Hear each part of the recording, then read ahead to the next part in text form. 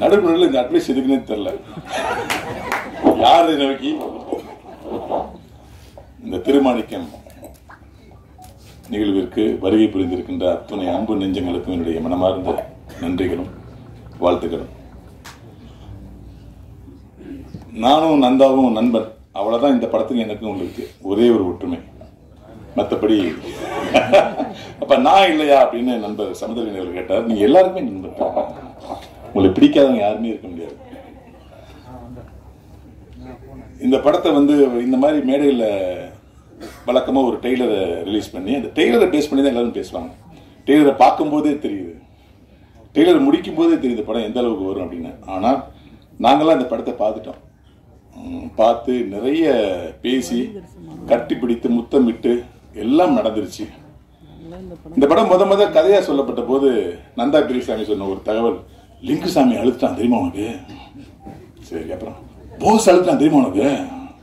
என்னடா லிங்குசாமி எழுதுறது போஸ் எழுதுலாம் நம்ம சகஜம் தான். ஏன்னா அவங்க எல்லாம் ஆனந்த படத்துல கூட்டு குடும்பம் வாழ்ந்து சின்ன சின்ன விஷயங்களுக்கெல்லாம் தன்னுடைய அன்பை பரிமாறிய குடும்பம், அதெல்லாம் சாதாரணம். அமீர் அழுத்துறா தெரியுமா உனக்கு? ஹே, அமீர் மனுஷன் தானே, ஏன் அழுவார் இல்லையா? அமீர் கல்லே கரைச்ச தெரியுமா உனக்கு? ஏன்னா டெம்ட் ஏத்திக்கிட்டே இருக்கானே, நீ பார்க்க வரியா இல்லையா?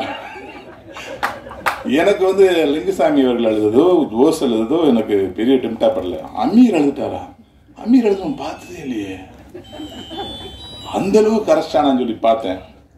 உண்மையில் அமீர் மட்டுமல்ல, அழக்கூடாது ஈகோ இருக்கிற அத்தனை பேரும் அழுவார்கள் இந்த படத்தை பார்த்து. அதுல எந்த ஒரு சந்தேகமும் இல்லை. அமீர் சார், உங்களுடைய கண்ணீர் நேர்மைக்கு மட்டுமே வந்திருக்கிறது. பல இடங்களில் அது கண்ணீர் வராமல் இருந்ததுக்கு காரணம், நேர்மையற்ற மனிதர்களை பார்க்கும்போது எப்படி கண்ணீர் வரும்? ஒரு நேர்மையான மனிதனை, தன்னுடைய நண்பனை ஒரு நேர்மையான திரையில் பார்க்கும்போது அந்த கண்ணீர் வருவது இயல்பு. அதாவது அவன் முடிவு பண்ணிட்டான், தேசி மாட்டில் ஒரு 10 லிட்டர் பால் கறக்கிற மாதிரி பார்க்கறவன் அத்த கண்ணில இருந்து கண்ணீரை கறந்துடணும் அப்படின்னா.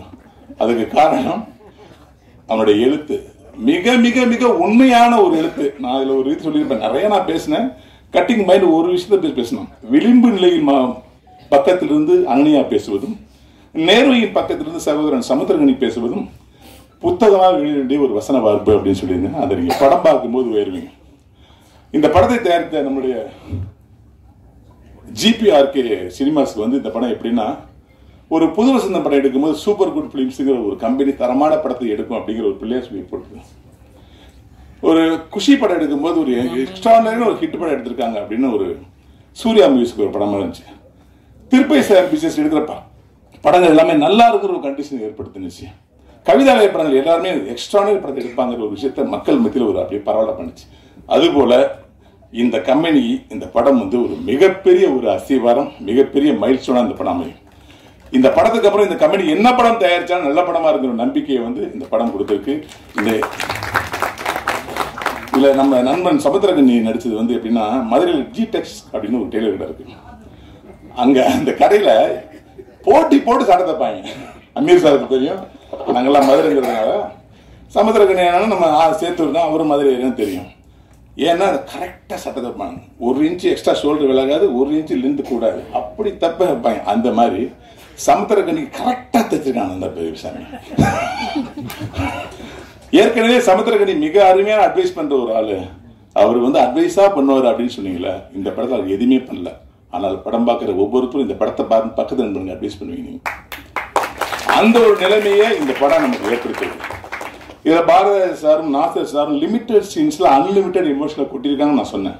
அதோட இன்னைக்கு வடிவுகரசியம்மா கதையை சொல்றாங்க, சொல்லல, அதெல்லாம் மீறி அவங்க ஒரு பண்பட்ட நடிகைங்கிறது படத்துல வசனமே இல்லாம பல இடங்கள்ல கண்ணால் நடிச்சது நான் பார்த்தேன். முன்னாள் தான் ரொம்ப, அதாவது இந்த மாதிரி நடிகைலாம் இந்த சமூகத்துக்கு இவங்களுக்கு நிறைய படம் கிடைக்கணும். அப்படியே ஜம்பாய் போறோம், புது புது ஆளுகள் வரும்போது பழையெல்லாம் மறந்து வரும். இந்த மாதிரி நடிகைகளை தேர்ந்தெடுத்து உண்மையான நடிப்பு என்னங்கிறது இந்த படத்துல பார்த்தா வடிவுகரசியம்மா பண்ணியிருப்பாங்க ஒரு கேரக்டர். Sorry madam. அப்புறம் பொதுவா இந்த படத்தை பத்தி சொல்லணும்னா ஒன்னே ஒண்ணுதான் சொல்லணும், நேர்மை. நேர்மைதான் வெற்றியின் ரகசியம் என்று கவிப்பேரரசு வைரமுத்து ஒரே வரியில் எழுதினது. 2 மணி நேரம் நேர்மையை ஒழித்திருக்க அத்தனை டீமுக்கும் என்னுடைய மனமார்ந்த நன்றியும் வாழ்த்துக்களையும் தெரிவிச்சுக்கிறேன். இங்க நந்தா பெரியசாமியுடைய மகனும் காத்திருக்காங்க. நம்ம அப்பா எடுத்த படம் இப்படி இருக்குன்னு அந்த குடும்பத்திலே நான் பேசிட்டேன். கிட்டத்தட்ட 30 வருட தியாகம், 30 வருட தொடர் ஓட்டம். தொடர் ஓட்டத்துல 4 பேர் தொடர்ந்து ஓடிட்டே இருப்பாங்க. ஒரு ஆள் போய் அந்த ஸ்டெம்பை கொடுப்பா, இன்னொரு ஆள் வாங்கிட்டு போவாங்க, இன்னொரு ஆள் வாங்கிட்டு 4ஆவது ஆள் போய் கரெக்டா பாஸ் ஆகி போவானா தான் அங்க வந்து கோல்டு மெடல் கிடைக்கும். இந்த 4 பேருமாகவே மாறி மாறி ஓடியும் தான் அந்த பெரியசாமி. இன்னைக்கு இந்த படம் மிக சிறந்த படம் ஆயிடுச்சு. நண்பன் ஜெயிக்கணுங்கிறதுக்காக வந்து இயக்குனர் லிங்குசாமி அவர்கள் வந்து தோல் கொடுத்து நிக்கிறாருக்கு. எனக்கு பெருமையா இருக்கு. ஏன்னா இந்த படத்தை வந்து பல தேட்டர்ல போடணும், இந்த படம் மிஸ் ஆயிடக்கூடாதுன்னு சொல்லிட்டு மிக முக்கியமான இயக்குனர்லாம் தன்னுடைய நட்பால் அழைச்சி போட்டு காமிச்சு இந்த படத்தை பத்தி சொல்லுங்க, இந்த மாதிரி நல்ல படம் வரணும் அப்படின்னு தன் நண்பனுக்காக தோல் கொடுத்த லிங்குசாமி அவர்களுக்கு மனமானது நன்றி. இந்த படத்தை நேர்மையின் பதிவா உங்களால் கண்டிப்பா பண்ண முடியும். நீங்கள் தூக்கத்தில் எழுதினால் கூட இந்த படத்தை உங்களால் தவறாக எழுதவே முடியாத ஆணித்தரமான நம்பிக்கையில உங்களுக்கு விடைபெறுகிறேன். நன்றி, வணக்கம்.